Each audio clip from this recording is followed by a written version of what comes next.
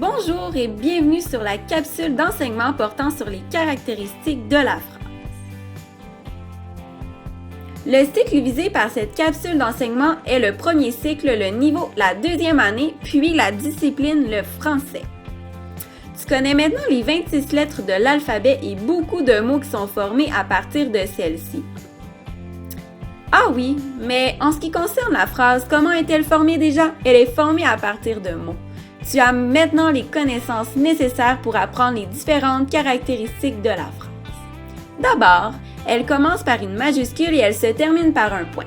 Elle est formée de mots qui sont placés les uns à la suite des autres. Les mots sont placés dans le bon ordre.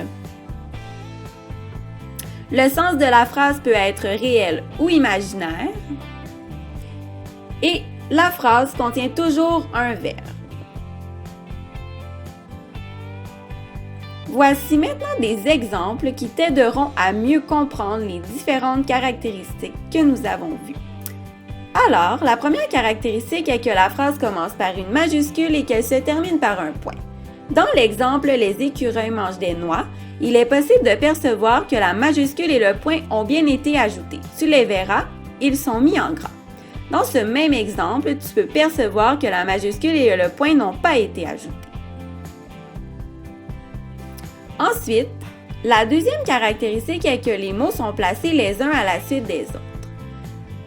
Dans l'exemple suivant, les mots « ma sœur » et « gentille » sont soulignés. Ceci indique donc que les mots sont placés les uns à la suite des autres.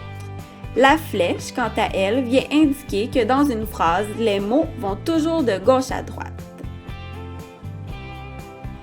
Les mots qui apparaissent dans le deuxième exemple ne sont pas alignés les uns aux autres. De ce fait, il est très difficile de savoir quel mot il faut lire en premier. La troisième caractéristique est que les mots sont placés dans le bon ordre. Dans l'exemple « J'aime le soleil », il est possible de savoir que les mots sont dans le bon ordre parce qu'on comprend bien ce que la phrase veut dire. Alors que dans l'exemple « Soleil, j'aime-le », il est possible de comprendre que les mots ne sont pas dans le bon ordre parce qu'on ne comprend pas vraiment ce que la phrase veut dire. La quatrième caractéristique est que le sens de la phrase peut être réel ou imaginaire. Dans le premier exemple, « Le ciel est bleu », il est possible de dire que le sens est réel parce qu'il est vrai que le ciel est bleu. Alors que dans l'autre exemple, la neige est verte, il est possible de dire que le sens est imaginaire parce qu'en réalité, la neige est blanche et non verte. Enfin, dans une phrase, il y a toujours un verbe. Dans l'exemple « Sophie chante bien », il est possible de percevoir le verbe « chante » qui est en gras. Alors que dans le deuxième exemple « Sophie bien », il est possible de percevoir qu'il n'y a aucun verbe.